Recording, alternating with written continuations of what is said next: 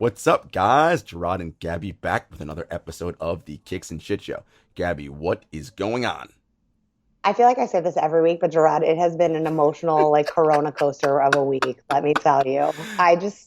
Lots of launches. We all know that, like, my theme song is last night I took an L and today I bounced back. But I don't know, something magical happened. Oh man, we listen. Our viewers and our audience and everyone knows that your big sort of like your thing, part of your shtick is you take L's on these sneaker launches, right? You often say that. However, you did not take an L for a recent launch. I know I'm kind of shook because I really thought I was taking an L in every way. And you know me, like I'm there, like you'd think I'd be working for the CIA with my computer up with one thing, my iPad, my phone, like I am ready, but I do it the real way, not with a bot. But No anyway, bots. so I have everything ready to go. And like the sneakers app timed out in the middle of it, which I'm like, normally I get notified 7 ways to sunset. Like if I'm getting an L, no notification. Then I've got like Champs going on here. I've got Snipes. I'm online there. I've got Foot Locker. And after 3 attempts of L's with Champs, even I was like, Dread, this is not meant to be for me. I don't know what's going to happen. Something mysterious happened and the heavens opened up and shined a light on your girl, Gabby. The sneaker gods. They were like, you know what? This bee has taken a lot of L's. Let's just like do her a solid. Like she tries so hard. She tries A for effort. Like let's just let her have one.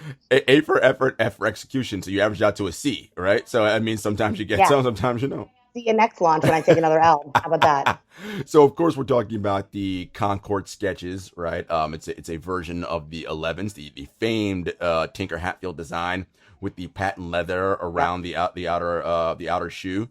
And these, what was so interesting for you folks is when we knew about this launch, obviously, not Nike announces them months in advance, Jordan Brand. Gabby initially was not feeling it. I remember showing them like, Gab, what do you think about these? And she was like, nah, I ain't feeling that purple. And I'm like, Gabby, they're not purple. I think they're blue. Like, and sure enough, like you go onto the Nike site and you're looking, the official color is blue. But something that you and I have talked about, the colors when they're photographed look different. Like the issue, like you supposedly have with my hair, with my hairs that are gray, but you think they're seafoam green. Yes, exactly. I think it's a color issue. I keep thinking of that like commercial from the 90s that's like, the colors, dude, the colors. The dog and all the pops with the colors. Like, I think that's what it is, right? And you guys know, I mean, I was not super into it at first because I thought it was purple. And I was like, another women's shoe that is just using another women's color. And you know what? I stand corrected. Like, you guys know I love to know about the why. So props to Jordan Brand for sending us info on all the kicks. I mean, it changed my opinion, literally. I mean, now they're like super fire with the icy sole and the blue patent. You know, I love that royal blue with my Knicks blue. Oh, snap. So the real question is, so everyone, Gabby did, she won. She'll get them. She paid for them. She got that launch. The question is, when are you going to rock them and what is the outfit you're going to rock with them? Do you already have it in mind? I feel like it's not really fair to put me on the spot like that, Rob. I put a lot of thought into my outfits. I'm like, TBD. It's not often that I'm left speechless, but I'm like, oh, I mean, I'm thinking of like 37 different outfits right now. Like, I'm probably going to rock this Nolita t-shirt. Props to Nolita. Okay. Mm-hmm. They are. This Nolita mix. It's a royal blue. And you guys know I love the royal colorway. Correct. In pretty much any style. It's my favorite color. Does the patent leather on, because it's an 11, right? So it's a Tinker design, Tinker Hatfield. It's got that nod to the original. Does the patent leather make it more of a formal thing for you, or you're like, nah, it doesn't matter. I can dress it up or dress it down? I think it's a dress up, dress down because of the light colors and the bright colors. It's different. My Space Jams are like my dress shoes. Those are real fancy. But because it's light and bright, I think you can just have fun with it. Enjoy the different colors and textures.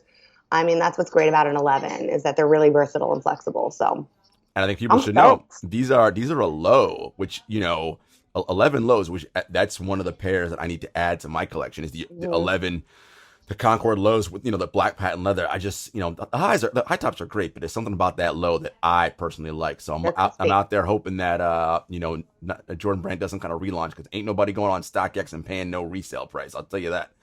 No, I think the problem is a lot of people are going on StockX and paying that resale price, and we'll talk more about that in a little bit. But I had to say that. I mean, yeah, no, the marketplace is real out there. Well, we did a little thing this week or this weekend where we shot a picture back and forth of someone who I'm not going to mention, the Complex featured, and someone was like, "This is the problem with sneaker culture," and it is, right? Because this person had I couldn't even tell how many boxes there were, at least 2 dozen, probably more than that. I think they were the Jordan. They were the UNC Off-White Jordan ones, the Virtuals. And I mean, your girl would give like a kidney for a pair of those. And he's got at least 2 dozen in that photo, probably more. Dude. Right. Well, and that's the thing, right? Because now you, as someone who may want to get, when they came out, to pay for it, now what? You're going to go on StockX and pay $3,000 for it? I mean, I'm not, but that's like... That guy's turning into a chameleonaire, you know what I mean? It's really hard out in these retail streets. It's hard out. Riding dirty, always. I mean, we see him rolling. Like, roll the other way, bro. I don't think so. So speaking of sneakers and their exorbitant prices, I know that a kid from Coney Island, the Stephon Marbury documentary, was released to the public recently. And I saw it in Tribeca at the film festival last year. And we are going to talk about it with a special guest. So everyone stay tuned. What's up, guys? We are back. And Gabby, we are not alone. We are with a New York Knicks super fan, Anthony Donahue. What's good, my man? What's going on, guys? Thanks so much for having me. Really appreciate it. Looking forward to chopping it up. I mean, you guys know I'm hype. Like, love you. The Knicks fandom just it brings people together. It does. The struggle's real. It brings people together. And I was lucky enough to do a shoot for TNT the other day, and that's one thing I said in the shoot. And me personally, I love the Yankees, the Giants, the Rangers. But when the Knicks are good and the Knicks matter, there's nothing like it in this town. The Yankees can. So here's an example. I said on TNT the other day, the Yankees can be on a playoff run. And I'm a big Yankee fan, not like the Knicks, of course, but I'm a big Yankee fan. The Yankees could be on a playoff run, and you could be. And this is a Yankee hat, by the way, just for the record. It was a gift because it's orange and blue. You can tell by the logo. The Mets and Yankees logo are very different, subtle difference. This is a Yankee hat because I do wear a lot of orange and blue, so someone got it for me as a gift. So that said, the Yankees could be on a playoff run in October, and you could be wearing a Yankee hat, Yankee jersey, and you could be on the street anywhere in the city, and somebody else could be wearing a Yankee hat and Yankee jersey. The Yankees could be one game away from winning the World Series, and you will just walk by each other and not say a word. If the Knicks are playing great at the start of the season and you're wearing something Knicks and someone else is wearing something Knicks, you will walk by each other and high five. Like the Jeep wave. Right. And that's only if you're playing good in November. Right. Imagine if you're going to the finals. And I'm telling you, like, the Yankees can be on a run and people will just walk by each other like it's nothing. When the Knicks matter, or any of the teams. But I would probably put the Mets. I'm not a Mets fan, but I'd probably put the Mets in that same category because they're franchises, unfortunately, that have not won a lot. So that definitely adds, I think, to the obsession. Mm-hmm. I can speak to that directly. As someone who grew up a Mets fan, I was fortunate enough to see our World Series win in '86. But yeah, that gripped this city like no other. And being a teenager in the '90s, when the Knicks were having their battles with the Chicago Bulls, I mean, again, that gripped the city like no other. And when they made that finals run against the Rockets, I mean, look, Knicks fans like, yes, finally, no Jordan, we good. We getting this title now. And we all know what happened. I ain't going to bring up bad memories. But, I mean, that's what galvanized this city. People were like, yes. And in 99 as well. In 1999, I went to my first Knicks game in 1994, April 2nd, 1994. Versus the Miami Heat. It was actually our 16th straight victory. But I went to my first playoff game in 99. Against the Spurs. I went to game 3 versus the Heat. And the Knicks-Heat rivalry was about as intense as you can get. And I was lucky enough to get to go to that game. I went to games 3 and 4. We lost game 4, and then obviously won game 5 down in Miami on Allen Houston's shot. But being at a Knicks playoff game in the 90s, it was the most incredible experience of my life. My first Knicks game was great as a 10-year-old, but my first Knicks playoff game, and it was versus the Heat, I get chills thinking about it. It was so amazing. It was so amazing. And the way I got tickets was great too, because so every year when tickets would go on sale from when I was 10 years old, I was raised with my grandparents, and we lived in a small town upstate New York, 3 hours away. To get Yankee tickets was easy because you have 81 games, 60,000 seats. You can go to whatever game you want. Knicks tickets were extremely hard to get because you have to remember now. I know more about this now, but like say 19,763 tickets back in the day. 17,000 are owned by subscribers. Mm-hmm. So they only release a few tickets to the public. Now it's different because you can go on any app and find tickets. You may have to pay a little more sometimes for a certain game, but back in the day, it was hard to get tickets. There wasn't a lot of secondary markets. So anyway, the lockout ends in 99, January of 99. Every year around October, my grandmother would call Ticketmaster, and she'd wait on hold for 3 or 4 hours, and they would tell her what games are available. So you have the option of this game, or that game, which would get me a few games. So the lockout ends in 99. And I see an alert in the paper. I had the internet then. I had my big-ass gateway computer. It said Knicks tickets are going on sale in a few weeks. So my uncle was the one that brought me to the games. So I call him, and I said, Knicks tickets are going on sale. I just want to let you know. Because usually I think him and my grandmother would split the money to buy them for me, and he would take me. And he said, I'm not taking you to an NBA game this year because of the lockout. I'm mad at both the owners and the players. Which is fair. I get it. I remember, and he's a great friend of mine now. You had the famous Kenny Anderson quote where he said I had to sell one of my 7 cars. So and I get it. Fans were mad. So my uncle said, we're not going to a game this year. We'll address it next summer. That's fine. And throughout the season, I tried to ask him, can we go to a game? He said no. My grandmother got on the Knicks season ticket wait list in the early 90s for me, even though I was 10 years old. So I get home from school one day. It was on a Monday. The Knicks were playing the Celtics that night, and the Knicks had to win to clinch a playoff spot. Because remember, they didn't play well in the regular season that year. I get home from school that Monday. There's a letter addressed to my grandmother from the New York Knicks. And I'm like, this is kind of weird. I was 15 at the time in 10th grade. So I opened the letter. She let me open it. And it said, Dear Jeannie, you have won the right to purchase Knicks playoff tickets for round 1. Call this number to the Ticketmaster and use the code NYKWAIT. And you will get 2 tickets, or you will get up to 2 tickets per game for the first round. And my grandmother's like, now she's in a wheelchair because she had a stroke the year before, so she's not going to drive me down. And I'm 15. So my grandmother said, listen, I'll pay for him, but it's up to your uncle. You got to call him. So I called him and said, listen, we're probably going to play the Heat in the playoffs. He's like, fine. And we ordered the tickets, and I got to go to games 3 and 4 versus the Heat. And it was so incredible. like when the Knicks are coming out of the tunnel, they were blasting Rakim by New York. Also, remember, there's no smartphone, so everybody was so into the moment. Yeah. You know what I'm saying? And the Knicks are in the layup line. They were blasting Super Thug. I remember everything about exactly. I remember everything about that night. I wore my authentic authentic Ewing jersey. Starks was not a Knick that year. He got traded the year before. At that game, Starks actually came as a fan, and they showed him on the big screen. It was his first time back in the Garden since he got traded, and the place went crazy. The Backstreet Boys sang the national anthem. I'll give for that. Yeah, I want it that way. Let me tell you. Oh my God! We won the game 97-73. Tim Hardaway got ejected. The whole crowd was chanting "Riley sucks." It was incredible. It was incredible. That is all the memories right there. Yeah, it was incredible. And it's true though. There's nothing like the Garden. I mean, I grew up going to Knicks games too, and there's just something magical about it.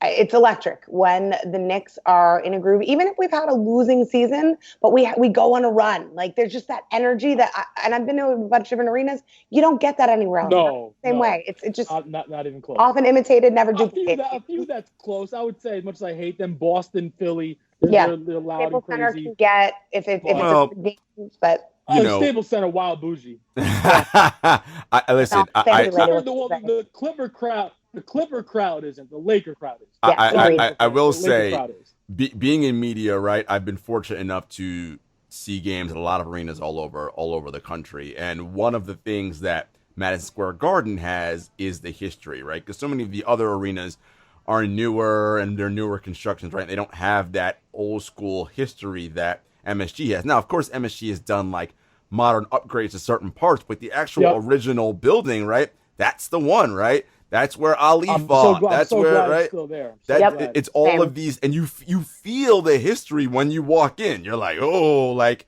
it you know, the world's most famous arena. You know that it pumps into your ear from the loudspeaker, but you feel it when you're actually there, right? And that's the thing that the Garden has over many others. And yes, Laker crowds. I've been to Staples. First of all, it's generally a late arriving crowd. They are generally a little bougie, but because it's Hollywood, man. They got things to do out there. True. You know, Hollywood time. Mm-hmm. One of my biggest fears in my life is the Garden moving. Now, granted, it did move twice in the 40s and the 60s, but I don't think I can handle that. Like I don't think it will. They just threw however many $1 billion into upgrading it.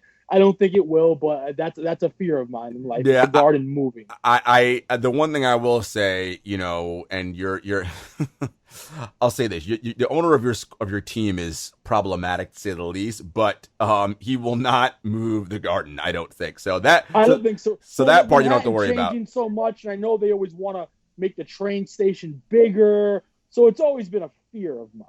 And yeah, I mean, that's a conversation that's always been there, but like, I think they did a beautiful job with the renovations too, where like they still have the iconic ceiling with the lights, and it's like, and people show up early. Like, I mean, granted, we're not at full capacity for the intro, but like that's something to be seen. And I think that the Knicks and Madison Square Garden have consistently done a great job with that. I mean, it's exciting from tip off to the end of the game, no matter who we're playing. So we do got to get good again, because there's a group of Knicks, like I'm 36. There's a group of Knicks fans that are 10 years younger that their best memories are, you know, like, and I'm like, we romanticize about a team that got to the second round in 2013. Right. Like that, honestly, I love that team, but that's pathetic. Yeah. I went to those playoff games too. Those are my first playoff games. I was at every one, but that's really pathetic that 7 years later, we romanticize about a team that got to the second round. Y'all dropped confetti like you won the championship. That was 2012 when we beat Miami. I was like, really? Yeah, I know. It's been,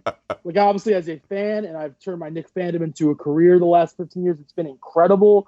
But, you know, watching the team lose 80% of the time has definitely, it takes a toll on you. It's got to hurt your morale. Well, folks. It does. We will be back to talk about a specific thing around the New York Knicks and I want to say a popular player in my mind during his Knicks tenure here, though it may not have ended well. So we'll talk about that. Be right back.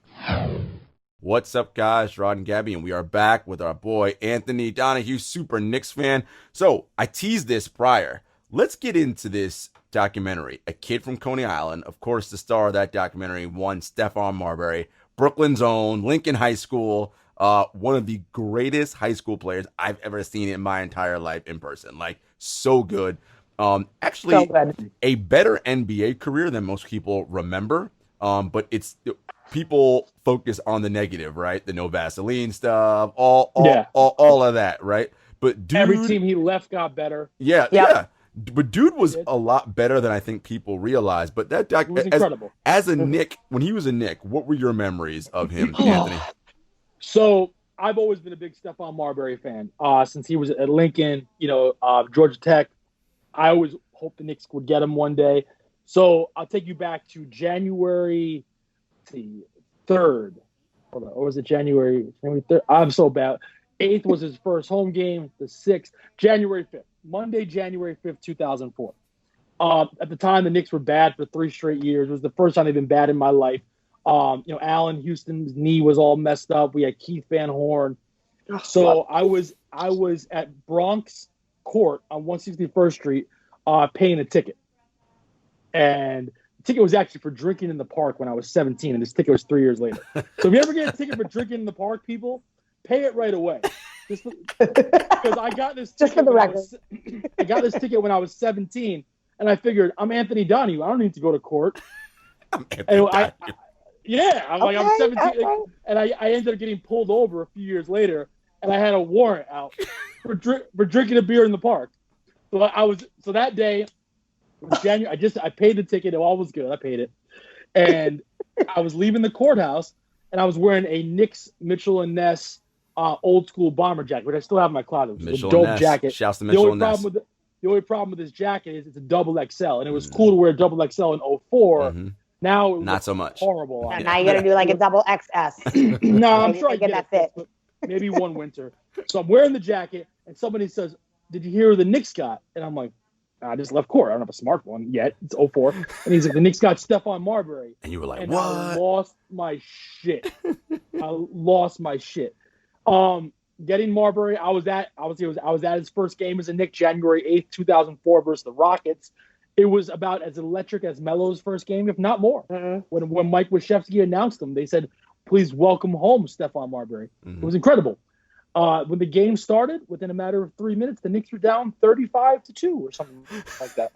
And that was the epitome of the Stephon Marbury era. Yeah, that's when I started working and interning and working at ESPN Radio at 2 Penn Plaza. I was around the Knicks a lot those times. I was around Marbury a lot. And when he was a Knick, probably the most miserable human being I ever saw. Yeah. And, granted, they were losing a lot, and everybody was blaming him. So when he was a Knick, I barely talked to him. I was friendly with Jamal Crawford, David Lee, Wilson Chandler, Nate Robinson, Quentin Richardson, all those guys I'm still in touch with. Marbury was, he wasn't not nice. He was nothing. He would just walk by, wouldn't say a word.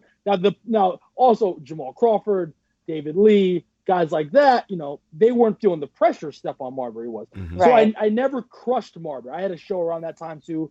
I never crushed Marbury because I legit felt bad for him. My little sister at the time was about 4 or 5 years old. I was obsessed with Steph. She asked for his autograph, and that was probably the only time I saw Steph smile. When he signed an autograph for my sister. It was one of the only times I saw Steph smile. Later in life, I got cool with Steph. He's been on my show before. He has obviously turned his shit around, which has been amazing to see. Basketball-wise, it also wasn't his fault. The way the roster was constructed was absolutely horrible. I love Jamal Crawford. They put Jamal, I felt, in the wrong role. He should have been the sixth man. You had Steph and Jamal in the backcourt together, which I didn't really love because they're shoot-first guys. You brought in Q, who I love, but his back was out. Eddie Curry, Eddie Curry didn't work out well. So the rosters Steph played with weren't put together well at all.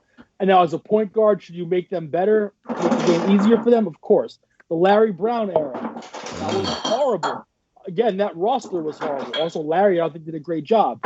Talent-wise, I watched Steph courtside every night at the Garden. He could do things that were incredible. But I know maybe they're all cool now because they're all adults. I don't think most of his teammates like him. Mm-hmm. They're probably all cool now. They probably all like each other's picks and say, "Yo, what up, big homie?" Mm-hmm. They did not like him. Everybody knows that around that time.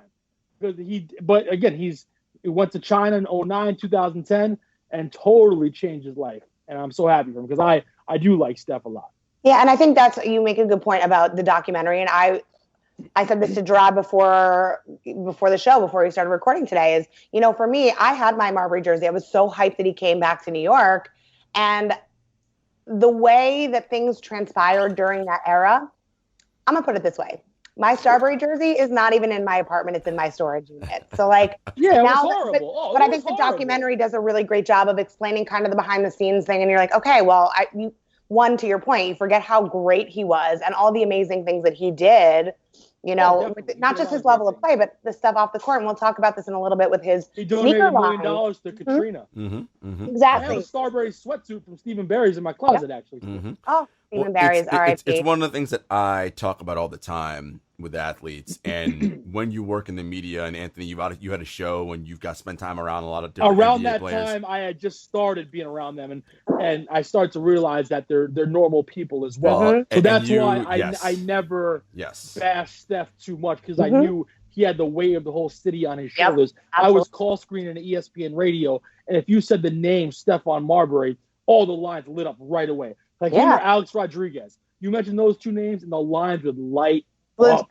So I never really bashed Steph too much because I did feel bad for him. And I think that's, again, to what I was saying, as someone who works in media, I get to spend time around these guys, and what you realize is like, yes, they are supremely skilled in this thing that pays them a lot of money. Okay, put that to the right. Absolutely. That is one piece of it. They're just like us, and in many ways, they're a lot more insecure and a lot of other things because they don't know who's cool with me because they just like me, or who's cool because they want to get some stuff from me, or who's right. And it's all of these things. And when you, because think about it, to make it into the NBA, you're essentially a specialized skill set, right? Because you've trained your whole life to do this one thing. Well, when you've trained your whole life to do this one thing, what does that generally mean? I don't do a lot of other things, right? Like, I don't spend time learning how to negotiate my feelings in larger settings and all, because I got to make this league, because I got to do X, Y, and Z. And that stunts your growth in other areas of your life, right? It does. And you see it as these guys have these epiphanies, like Marbury, when he went to China. And these various things happen to them in their lives, sometimes tragically, like when Lamar Odom's daughter died, like infant child died. All these things happen, and it's just sort of like you recognize, and this is what I always stress to fans all the time, and it's hard because fans are emotional. See the humanity in these people. Yes, they entertain you, but before all that, they are human beings first. Right? Yes. Like, and if you can understand that, that'll make your hopefully your relationship with the sport a lot better. I understood that pretty quick when I started working in media in 2005. I was 21 years old. And there's one story that comes to mind. I was working at ESPN Radio. I was transitioning from intern. Well, I was still an intern.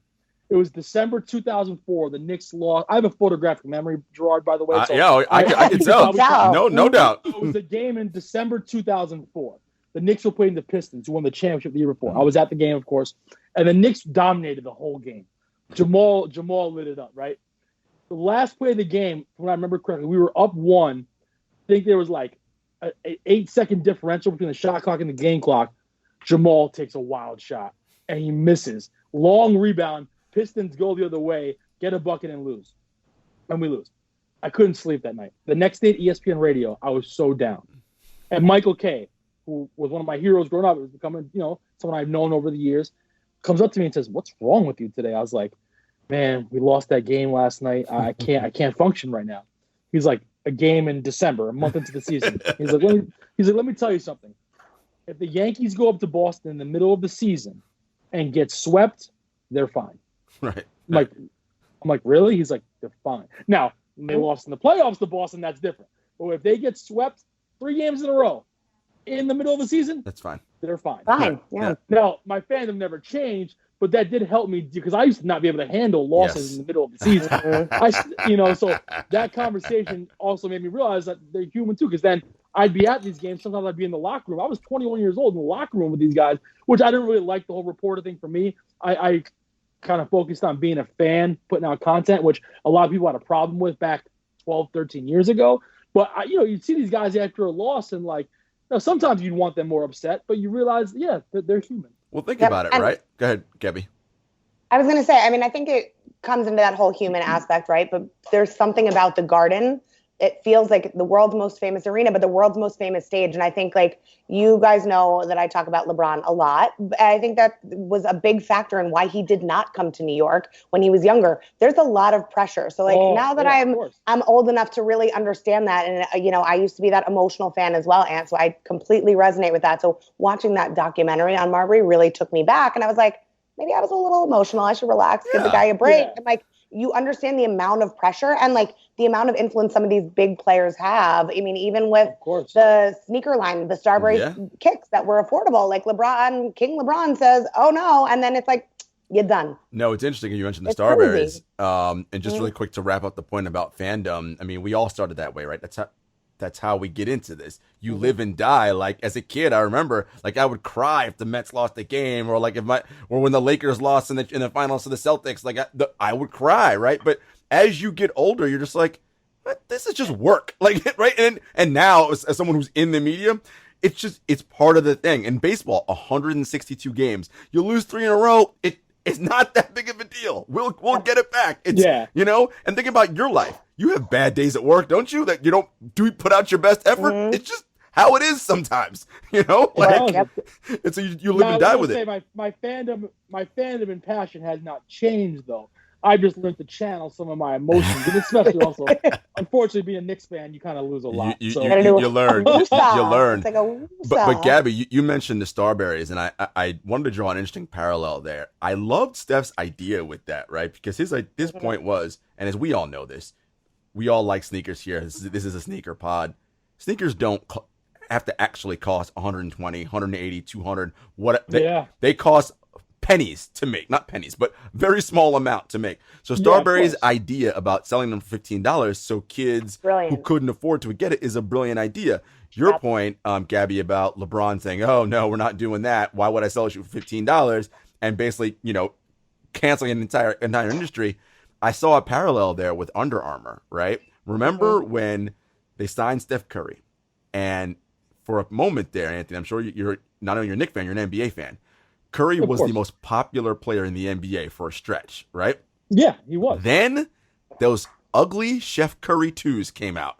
And I never was a fan of like the Under Armour sneakers. And the internet roasted those shoes and has not recovered since then. And it's this thing where Gabby and I talk about this. By the way? They're a little bit cheaper, but ultimately they also don't look good, right? In general. And Nike sort of has this stranglehold on the sneaker culture, especially when it comes to basketball, that if you are an up and coming shoe, you have to hit a home run with every design or you have no shot.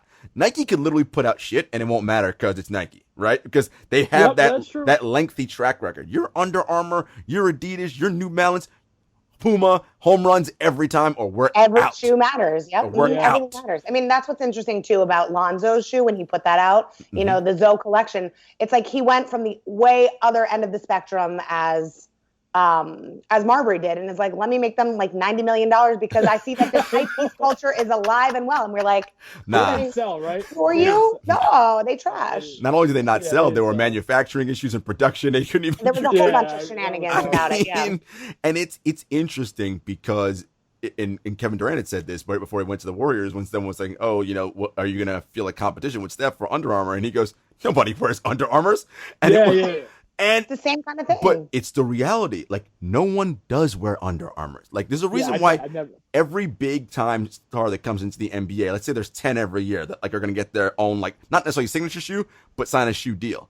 8 out of 10 end up going to Nike, right? One may go to Adidas, one may go to Puma, all right, whatever. But the majority of guys are going to Nike because it's established. You know what you're getting, right? And it's a trusted product. And they have this, again, it's entrenched feeling built up around. There's something about that swoosh, that Jumpman logo. Of course, it just works. 3 stripes, okay, you might get a little something. The little Puma can, all right, you might get a little something. But, for the most part, and it is, if you are not that, you have to do something revolutionary. That would be if Zion potentially, but of course he's a Jordan Brand athlete, so it doesn't matter now. If Zion had went somewhere else, right? Could that have been the player to turn it? Because it has to be a special person to get everybody to be like, all right, we're going here. I thought, and obviously Adidas does pretty well now, I would think, with sneakers and basketball players, but I thought in the mid-90s to the late 90s, Reebok had a great run. They had Iverson, they had Shaq, they had Sean Kemp. I mean, they had others as well, but Reebok had a really great run in the 90s, mid to late 90s. The Sean Kemp Kamikazes were really dope. They were incredible shoes. Almost every Iverson pair was really dope. More dope for on the court than off the court, but still dope. And it was Allen Iverson, So they had a nice run there. But I think that's what it comes into play, though. Shaq. It's that fashion versus function, though. And we talk about this a lot on our show, is that, they still were like a fly shoe. And they were. And the thing about Zion, I love that you bring him up, because Zion literally broke through his shoe and injured himself from a Nike. And Nike was like, all right, we'll try this again. If that were to happen to any other brand, it would be like, out. Under Armour was nice knowing you. It's it's true. Every brand has to hit a home run. And it's like, I want to know why these brands are not staffing up with these designers and really making it like a cool looking shoe. I think that's the way that, I love that New Balance signed with Kawhi. Kawhi's he's like a robot. He's so fucking good. But, the design needs to be extra elevated for that exact reason with these other brands. Nike can kind of get away with it. There's some Kobe's that weren't maybe my favorite, or some KDs. I love the KD7. I think it's a great silhouette. I actually play tennis in the KD low. I think they're fire. But some of in the middle, I'm like, but that's okay because it's Nike. We were texting about. I mean, even N1 had a run in the late '90s with They had Kevin Garnett, Stephon Marbury. Yeah, I feel like there's one of them. They had KG and Steph. Yeah. That's pretty good. That was dope. And KG went to Nike later. They had Vince wore in the iconic dunk contest in 2000, Vince was wearing N1s. Mm-hmm. Vince got his Nike deal that offseason, I believe. Yeah, so N1 had a run. It's all these sort of like, but you kind of notice, right? Like all these brands have come and gone, right? But but the swoosh has made, like, they're just here, man. Of course. They're just steady, and I think they re-release some sneakers from 20 years ago all the time. Well, Gabby and I were just talking about that. All they're doing now is just re-releasing stuff. It's like, let's add a new colorway to the 4s. Fine, like these. Yep. Yes. And they dropped that thing down, flip it, and reverse it. I had these in black and white when I was like in 5th grade, but then when I saw I the ones I had in black and white, I got them like 2 years after they were out. Because, I mean, I guess we'll talk about that later about how, like, I had a spending limit. So you can only spend X amount on sneakers. So I got the Bows in black and white in 6th grade at a sneaker outlet store called Sneaky Feet in the Binghamton Mall. And I got the Bows in black and white. Like it. But back in the day, you had to be so current. So you got a pair from a year or two ago, you might have been looked at a little funny. Looked at you might have gotten clowned at the lunch table. You definitely getting made fun of for those shoes. Now it's like, oh, you're rocking a pair from 8 years ago. They're probably just remade anyway. But back then you had to be, you had to have a pair that was fresh. But like I always had, like my grandparents would give me like a limit on sneakers. They'd get $80 or $90. So like you had to be creative. We either go to the Binghamton Mall or East Bay, and a lot of times East Bay I would get the pair like last year's pennies or something like that. So they'd still be fire, but oh my God, they'd be from last year. Like, are they still good? The pennies, the pennies were dope, man. But you remember that when the East Bay catalog used to come home, you get so excited. I was just thinking the same thing. Like, I was like, the East Bay catalog was like, I can't wait. With even the uniform pages, I was like, I need those like Umbro shorts in every color. Like, what? The most interesting pair of sneakers I ever got from East Bay. And I'm not by far not the best. The most interesting pair of kicks, and I probably got them for my grandparents got them for me. Probably only $60 or $70. And I texted Gabby a picture of the ad, the John Wallace Carl Kanai sneakers. Yes, Carl Kanai. A few basketball players. I know John Wallace did. Maybe somebody else. I think another Nick. I think another Nick had Carl Kanai. Maybe Walter McCarty. Maybe. But I had them in 8th grade. The John Wallace Carl Kanai. Anthony, you are going background now, my dude. Carl Kanai's, like, and of course later in high school I wore, because I didn't wear Jordans growing up. I obviously was aware they were dope, but I didn't, one, because couldn't afford them, and two, that's my rival. Oh, that's but right. I was always aware how dope they were. Like, you'd be watching Family Matters, and Eddie Winslow would have a pair of Chris Jordans on, and you're like, yo, those sneakers are so fly, but like that's my rival. I can't wear them. So growing up, now my rules are, I can wear other players' sneakers. I would never wear a Sixers jersey. Got it. Ever. I would never wear an Orlando Penny jersey, but I can wear your sneakers. These are Anthony's rules. So like growing up, like senior year of high school, to play ball, I was on the team. I had the A4s, with the zipper. I had the N1 Sprees, the black with the orange on top. You know what I'm saying? Like, the year after high school, where are they? I love that you're surrounded by sneakers. It's like the dream. Oh, where'd they go? Here they are. I wore these to play on. I had these in black and white the year after high school to play all the time. Reebok just re-released these. Yeah. I love these. These I wear to chill. I'm a big Forrest Gump fan. Cortez's, man. These need to be clean. But then I thought maybe they're supposed to be dirty because Gump rocked them dirty. You know what I'm saying? It's funny because you mentioned the whole re-release thing. These in orange and blue. Those are a favorite of mine. Listen, the Knicks colorway. The three is my favorite silhouette. These are incredible. Obviously, these are re-released in orange and blue as well. I love these. I really like these a lot. And then I got to do my first sneaker photo shoot a few months ago, which obviously I have a great face for a sneaker photo shoot. It's funny because the ones they use for the website, I don't think they use my face. But for social media, they use my face. And I got to do Patrick Ewing. They did a collab with Ewing Starks. Oh. And I was the one that they used for the ad. So they got Starks on the back with these Ewings. The Ewings. I remember the Ewings. So that was really cool. So those are some, my favorite pairs that I have, personally. I love your rule though. Those are the AIs. Woo! But I don't like that one sneaker's red and one sneaker's blue. I don't love that. Okay. I'd rather just have red or blue. Okay. I feel the same way. My OCD understands that. But I did rock these to a Ranger game with a Ranger jersey in the fall. Yeah, I was very excited about that. See that right there? Basketball shoes, man. It crosses over to all sports, all cultures. It's a fashion statement. It's everything. Yep. Just no Balenciaga. These are pretty cool. It's the Spike Lee Jordans. They came out in 2015. Yeah, those are fire. I have a picture with Spike, and we're both wearing the sneakers, sitting in his seats. That was pretty cool. Some sneakers I had ready for you guys. We're gonna get into a little more of that in our next segment. So, folks, stay tuned. What's up, guys? We are back with our boy Ant, and Ant, obviously, huge New York Knicks fan. So, as I'm sure you know, what is the origin of a knickerbocker? I mean, it's a pair of pants. It's a pair of slacks. Very New York. I should actually wear more knickerbockers. I don't even know if I have a pair. I should. I have a Knicks tattoo, a Knicks chain, Knicks all over the house, and I don't know if I have a pair of knickerbockers. I should probably work on them. I mean, as a lot of you may or may not know, right? That traces back to the Dutch settlers that came here to New York back in the 1300s, somewhere around there, right? It's that pant that rolls up right just above the knee with that, right? With the rolled look. I mean, it's a look that maybe with the right shoes. Maybe for my birthday in November, Gabby can get me a pair of knickerbockers. Yes, I love that. I mean, we felt very inspired by this because we were watching the Michael Kay show earlier this week, and shouts to Michael Kay and ESPN and Donna Greca and my boy Rosenberg. But they were talking about just the meanings of different team names, and I feel like a lot of people don't know what the Knicks are. It's so indigenous to New York and so iconic that no one ever asks. Hold up, I got to tell a funny story real quick. So speaking of Rosenberg, it was 2 years ago. I was in the Bay Plaza Mall by my house. So people, when I'm at the Knicks games, people stop me all the time. Of course. But Legend. out and about every now and then. No, not too much. So I'm at the mall about 2 years ago.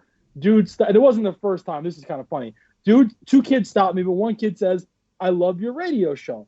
So I've done a Knicks radio show for 14, 15 years. I said, "Oh, thank you very much. I appreciate that." And then he says, "What's it like working with Ebro?" And you were like, yes, doppelganger. We're going to show a side-by-side of Anthony and Rosenberg. I get it quite a bit, but that was probably the funniest time it happened. Because he was so sure. It wasn't like, "Oh, you look like him." It's funny. This guy was like, "Are him." You know what I'm saying? You're like, you're like me and Ebro in the morning, man. We kill it. That's what I would say. But then what was funny though, but here's where it gets even funnier. When the pandemic was at its height, I grew my beard wild long, and one person stopped me in the street about a month and a half ago and asked me if I was Ebro. So I'm the only person in the world that went from Rosenberg to Ebro in the same year. Who else has done that? I don't know. I hope Juanito knows this story because I feel like he's a missing piece to that equation. Yeah, and Juanito's a human troll. So you know what I'm saying? How do you go? And Rosenberg and Ebro look so different, right? So now, all of a sudden, in a matter of a year, I went from Rosenberg to Ebro. And now I'm back to Rosenberg, I guess, because obviously I look at pictures of my beard in March and April. That shit looked kind of crazy. I think everybody looked kind of crazy. Yeah, Corona beard, even with their Balenciaga sweatpants that Jarod is such a big fan of, Yeah, I don't know. Great. You could still look crazy in Balenciaga. Some weird times. Just so you know, Ed, Gabby is bagging on me because I said if a dude came to pick you up on a date and he had Balenciaga sweatpants on, but like a blazer and some fresh kicks, she'd be like, "Nah, I ain't talking to that dude." I'm like, "That sweatpants might cost like $500. What you mean you ain't talking to him?" I think if the sweatpants are nice, it's okay. Yeah, they nice. It's okay. See, thank you, my man, Ant. They nice. You good? Sweatpants with a blazer, kind of a weird look. I have to see it in person. I did that. Okay, I have pictures. You put on knickerbockers and a blazer, I'm here for it. I went to an event in December of 2018, and Miracle Day for CIBC Bank. I'm friends with the CEO of the bank, and I wore sweatpants and a blazer. See? I need to see a picture of this look because I'll send you. I got pictures of. I know how you dress. You're always crispy. So I have pictures. They were Carl Kanai sweatpants. See? In a blazer and in a white shirt with Rachel from Friends in a Knicks shirt. Yo, first of all, And that's a vibe. It is 2020, and I want to let the people know the Kicks and Shit Show has had multiple references to Karl Kani. See, that's how we do here. We take it back to let y'all know.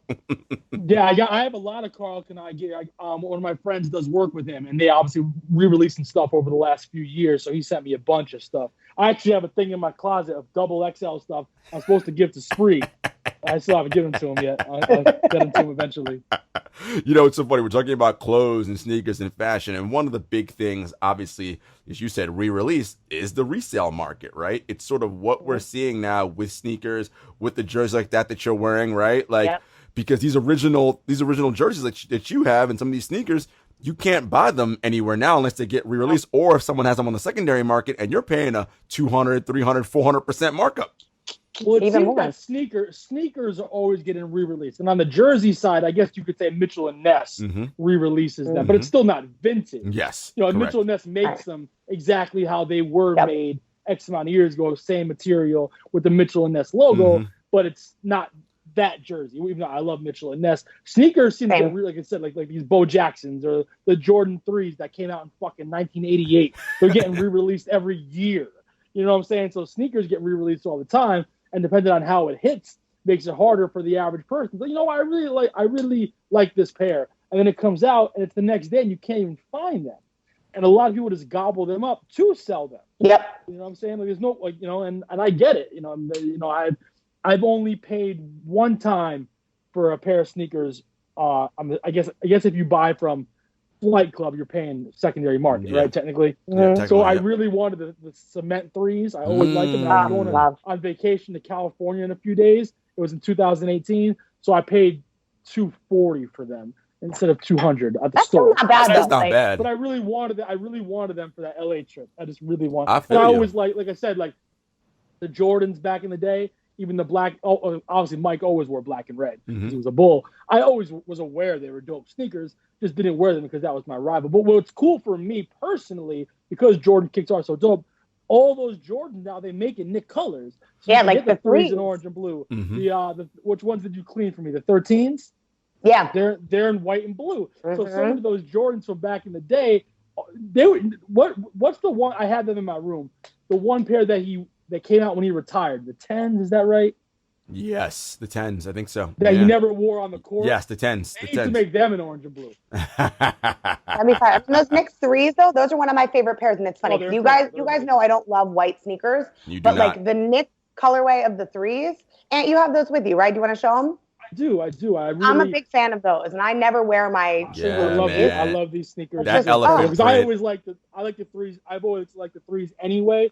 But you put them in orange and blue, and wow! And I wore these for the TNT shoot the other day. Nice. It was these are an incredible. Well, you're speaking our language because the 3s are a favorite silhouette of the KNS show for sure. The other thing too, how do you feel? I mean, so you said you paid $240 for the black cements that you wanted of the 3s. Yeah. How do you feel, though? I mean, you said you understand about people who use bots and then buy 20, 30 pairs of something. So then again, the regular dude trying to get it, now they got to pay a 200% markup for it. Well, people do the same for tickets. Yeah. Tickets to games. I hate it. I wish there was a way to stop it. Like people will gobble up, 50 tickets to a certain game, then, flip them. So I hate it. I wish it didn't happen. And I don't know how you can stop it. Same with the tickets, I don't know how, but it takes away from the purity of like, I really like this pair of sneakers. I really want to go to this game. And now you have to pay double or triple the price if you really want that pair, if you really want to go to that game. Because people take it and flip it. And I guess, like I have tattooed on me, hustle. Everything in life is a hustle. You know what I'm saying? So I get it too. I don't always like it, but I get it. But I don't think there's been a pair of sneakers. I guess the 3s in orange and blue, as Gabby and I were talking about during the break, they probably didn't sell like we thought they would. So I was able to get them right. I was at the store the day they came out, but like it wasn't even a big deal to get them. I don't know if there's a pair over the years that I was like, I need to rush to get. I'm trying to think. The 3s in orange blue only because I thought they were going to sell much more. Well, because you never know, right? You never know how that's going to hit. So you have to have almost this like alarmist craziness. I bought them that day, and then I was working a Knicks game that night when they came out, and one of the guys that I work with was like, oh, I just bought them like an hour ago. And I was like, you motherfucker. I might go back and get a second pair. I'll give you a pair that I got when they came out, and I thought they were going to be much harder to get, and they weren't, where I don't know the number, which you need to clean for me, by the way, because I got you. This is my side business, by the way. I don't know if you know. The joints with 45 on the back, the black and white ones. So the re-released Concords, the 11s? Yeah. They didn't. I got them at Nike in Soho like a week after they were out. And I wasn't even planning on getting them. I was just there doing something else. And he was like, "You into the Concords?" I'm like, "They are dope. I'd love to get them." And he's like, "Oh, we have like 100 pairs left." I'm like, "Really?" And you're like, "What?" And I got them.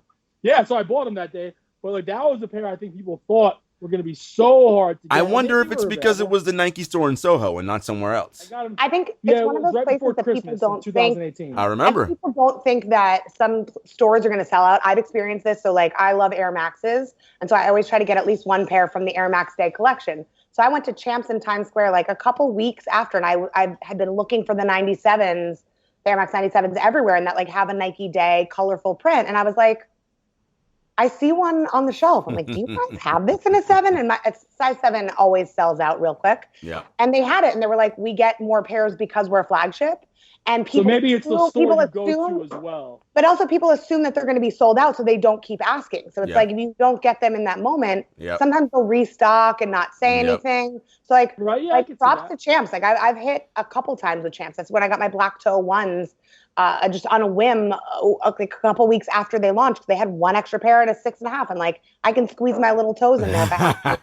No, sometimes you just get lucky. I think it is the store, right? Obviously, if you go to any of the spots near like Times Square or whatever, like those are going to be nuts. But maybe Soho, no one down there getting those.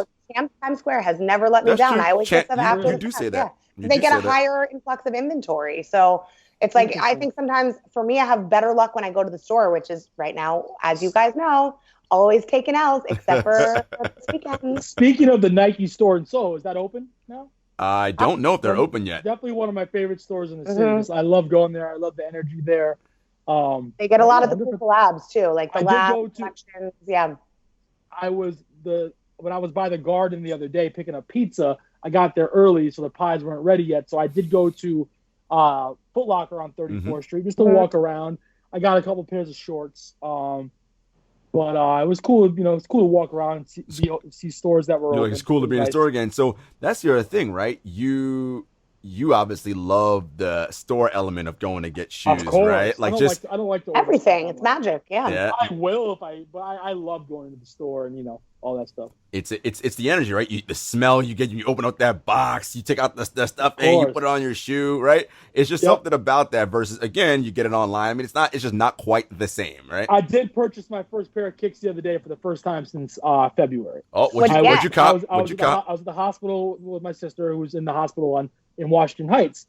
So I took a walk down. I usually go for a walk every night. I took a walk down Broadway, and I finally went into Fat Joe's store up NYC. Really cool store. They don't have a ton of sneakers, but a decent amount. And I got a pair of Uptown's the Yankee colors. Ooh. So they're only $90. Excited about them. Nice. They were really dope.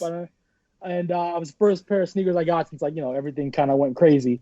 But it was cool to be out and about. And that's a pretty cool store, by the way. Up NYC, it's on like 158th or something in Broadway. Yes, cool sir. Store owned by Fat Joe. Very, very cool store. By the way, of course, and I know this has been a very New York centric show. So, and I'm cool with that because I'm obviously from New York, born and raised in Brooklyn, whatever. Like, people who are like watching this who are in other parts of the country is like, he just said Uptowns. What is he talking about? And I'm like, this is for those of you who don't know. Those are Nike Air Force Ones, but we don't call them Air Force Ones here. Yeah, right? But our other language. And they're the high version. Exactly. Mm-hmm. That's not what we call them here, right? Like, So because I got them, I wasn't looking for because Major League Baseball changed to Nike. Yes, they did. So I actually Macy's had a sale for the pinstripe jersey for like $80. I don't think it has a name on the back. So I ordered that last night because of the sneakers. Nice. So, I like that. Maybe you'll see a pic of me soon in the Nike Uptowns with the Yankee colors with the pinstripe jersey. Okay. Even though I have a lot of Yankees gear, but the pinstripe jersey with the Nike swoosh, it looks pretty cool. Traditionalists won't necessarily like it because of the swoosh, but I get it. Listen, I'm cool with it. The swoosh is that jam. Now, since you already showed us, granted though, the Yankees should never put the names in it. As long as the Yankees don't put the names in the jerseys, they should never do that. I don't think they'll ever do the that. Swoosh, no. The swoosh, I'm cool. That's fine. Some Yankee but fans the names, cool with the swoosh. Yeah, I'm cool with the swoosh, but keep the backs the same. I don't think they're ever going to change the names on the back. That's never. The one thing I was not cool with in the baseball, so I went to LA last year for Yankees Dodgers. Yeah, that's what. As a sports fan, I've always wanted to go to Chavez Ravine. Yeah, as the Yankees were playing there, I went to LA for that. And I hate, if you remember the Yankees Dodgers series last year, both teams wore these wacky ass uniforms. And it made me mad because I'm sitting in Dodger Stadium. These teams only play once every 4 years, once every 8 years in each building. And both teams are wearing these wacky uniforms. I was looking forward to seeing the Yankees in their gray, the Dodgers in their white. And both teams, the Dodgers wore white, but you couldn't even see the logo because it was white on white, and the Yankees wore black on black. It just looked horrible. I wanted to see the gray and the white and blue in Dodger Stadium, and I saw that it was still an amazing experience, but not the same. The jerseys were trash. See, and Dodger Stadium food is trash. But spoken like a true New Yorker. I love it. Shouts to LA. Listen, LA food is great. Dodger Stadium was a great experience. Have you ever been there? I have. I'm still confused about this. So in Dodger Stadium, for those that have not been there, when you walk in, unless you're walking in the outfield, when you walk in behind home plate, you're walking into the top of the stadium. Yeah. And then you're going, like the stadium is like in a mountain. Chavez, it's in a ravine. Chavez Ravine. So I was like bugged out. And I realized if you look at pictures of Dodger Stadium from an overhead view, you never see the back. Right. It's like in a fucking hill. And I was bugged out for months about that because when I was walking to Dodger Stadium that night, I was so pumped. I walk in and I look. You're like, what the heck? At the top of the stadium. Why am I at the top? And I had to walk down, and I only had one ticket. I had one ticket, of course, in the upper deck. I never went to my seat. I was behind the dugout the entire game. I like that. I think there was a fire going on a couple miles away in some other hill. It was a very perfect LA night.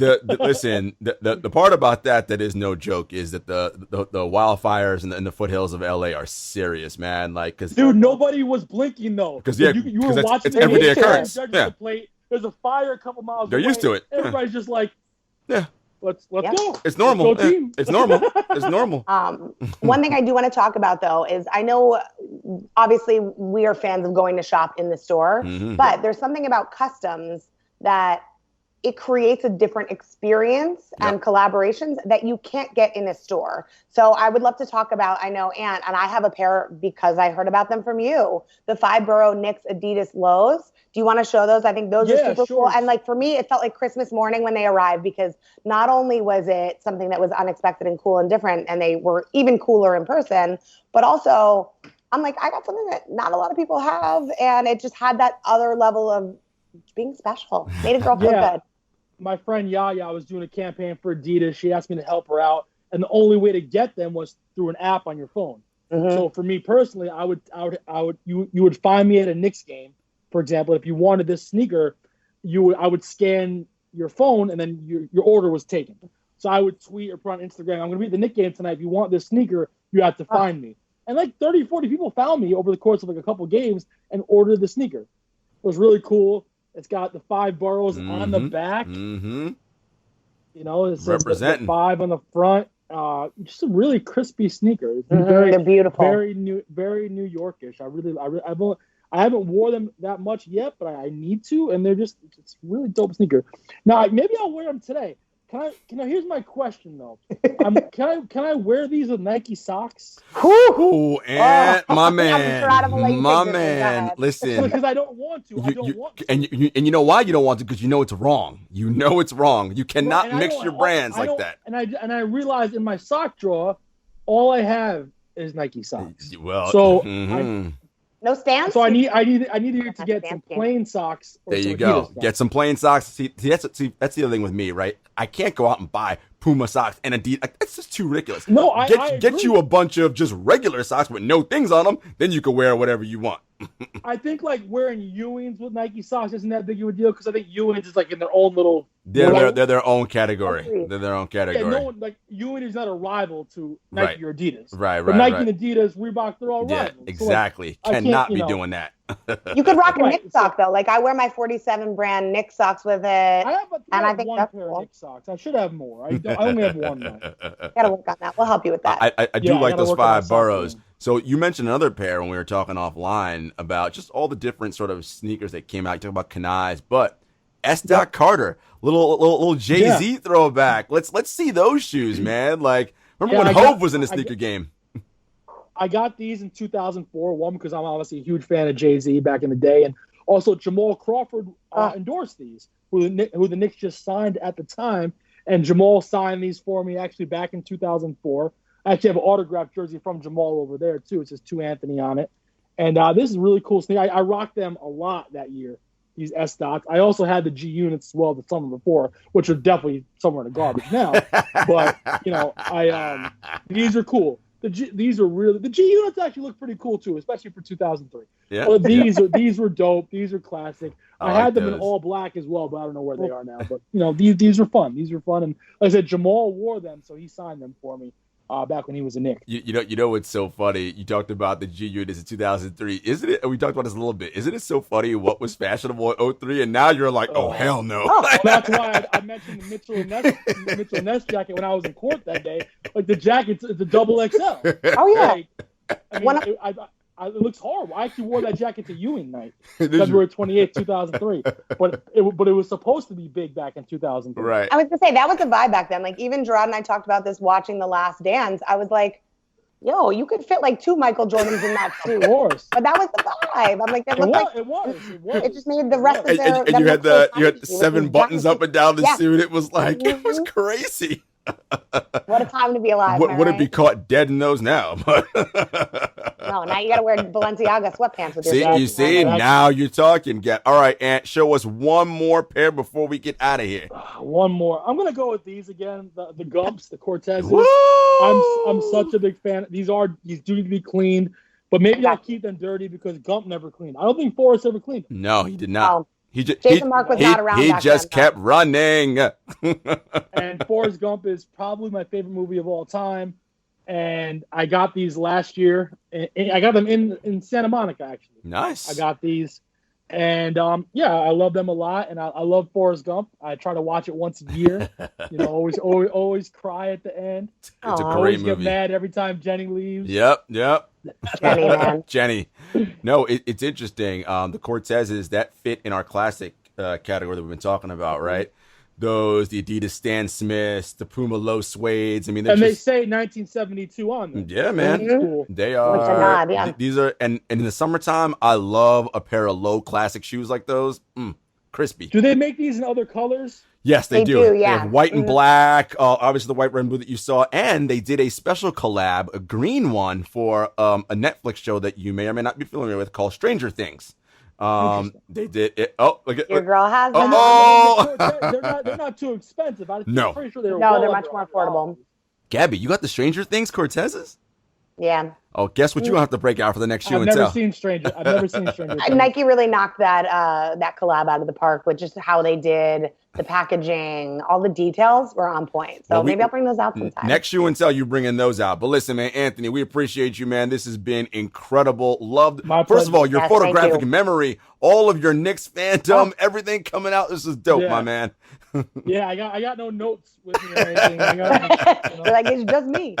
Just me, As always, folks, thank you for tuning in. You know where to find us: Apple Podcasts, Spotify, SoundCloud, YouTube, at Kicks and Shit Show on all the social media profiles. And Ant, where can people find you?